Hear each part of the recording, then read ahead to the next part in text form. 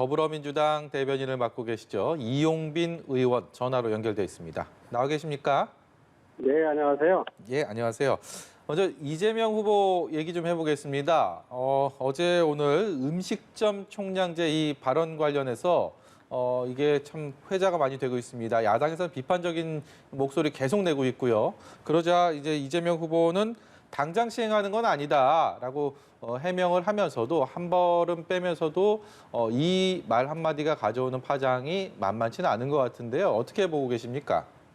네, 음식점 총량제 관련해서는 우리 이재명 후보께서 그동안 소상공인이나 자영업자와 관련된 정책에 그만큼 관심이 많으셨다는 의미일 거라고 보고요. 예. 소상공인이나 자영업자들과 만나는 자리에서 이제 지금의 어려운 현실에 공감하면서 이 안타까운 마음을 나누다 나온 이야기라고 보는데요.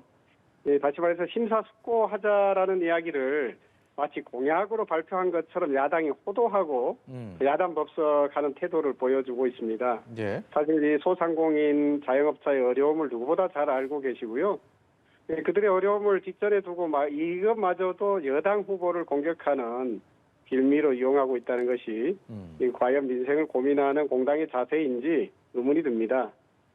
예. 그리고 이번에는 고발 사주 관련해서 좀 여쭤보겠습니다. 그동안 민주당이 주장해왔던 것처럼 윤석열 전 총장과의 연관성을 찾는 게 지금 상황에서는 쉽지 않아 보이는데 지금 공개된 녹취록이나 수사 진행 상황을 봤을 때 대변인께서는 여전히 이 사건이 윤 전 총장과 연결고리가 있다고 보십니까? 네, 그렇습니다. 이미 지난 국감에서 이 김진욱 공수처장이 의혹이 사실로 인정이 된다면 우리나라 헌정 질서에 대단히 중대한 사건이라고 말한 적이 있습니다. 예. 그만큼 이 사안이 엄중하다는 것이고요. 이러한 인식에 기반해서 신중하게 수사를 진행하고 있다고 보고 있습니다. 그동안 윤석열 검찰총장 시절에 일어난 국민의힘과 검찰이 연루된 이번 선거 개입 게이트가 있지 않습니까? 예. 이게 이제 언론 고발이 먼저 진행되면서 수사 착수보다는 여론전이 먼저 시작이 된 건데요. 이 먼저 시작된 정치 공방 때문에 수사 속도가 더디다고 여길 수도 있을 것 같습니다. 하지만 이 고발 사주 선거 개입 국기문란에 대한 수사는 이제 시작이라고 보고 있고요. 시간이 지날수록 손준성 검사께서 이 고발 사주를 지시한 정황이 속속 드러나고 있고요. 고발 사주 당일이었던 작년 4월 3일 송 검사의 수사정보정책관실 휘하에 검사 2명이 실명 판결문을 열람했다는 사실이 밝혀졌지 않습니까? 예. 그러니까 휘하 검사가 윗선에서 시켜서 한 것 같다고 실토했다는 보도까지 나왔고요. 김웅 의원이 조성은 씨에게 발송한 텔레그램 대화방에서도 예. 손준성 검사가 직접 작성한 것으로 보여지는 메시지가 있다는 언론 보도도 있었습니다. 예. 이러한 언론 보도의 추이를 보더라도 이 선거 개입 게이트의 실체가 조만간 밝혀질 것이라고 확신하고 있고요. 네. 당에서 공수처의 현 수사를 놓고 말하는 것은 적절하지 않다고 봅니다. 다만 윤석열 예비 후보가 손준성 검사의 영장 기각을 마치 면죄부나 받은 것처럼 여론몰이하려는 태도는 경계해야 된다고 생각하고 있습니다. 네. 이번에는요, 고 노태우 전 대통령 장례 관련해서 좀 여쭤볼 텐데요. 이 국가장으로 치르기로 정부에서 결정을 했습니다. 그런데 이 결정을 두고서 좀 논란이 이어지고 있는 것 같습니다. 특히 광주를 지역구로 두고 계시잖아요. 네. 정부 이번 결정에 대해서 어떤 견해 갖고 계신지 여쭤보겠습니다. 예, 저는 80년 5월에 고등학교 1학년으로서 시민군과 함께 그 현장에 있었던 어떤 동시대의 시민의 한 사람으로서 네. 이 광주의 마음을 누구보다도 잘 알고 있습니다. 노태우 전 대통령이 반란 수괴죄로 구속 기소됐고 전두환 씨와는 물론 좀 다르게 16년간 추징금을 완납했다는 사실이 있고요.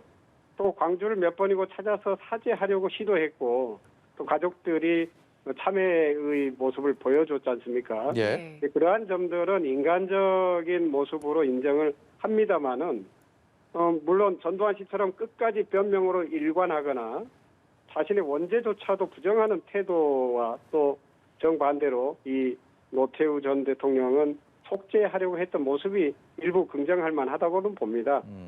그러나 5.18 광주 진상규명이 여전히 아직 학살 원흉의 책임 규명까지 완벽하게 이르지 못한 지금의 현실에서 보면은 그분이 비록 속죄하려는 태도를 보였지만 국가장으로 그분을 치르는 것이 과연 타당한가에 대한 광주 시민들의 마음은 전혀 동의하지 못한다라고 생각하고 있고요. 예.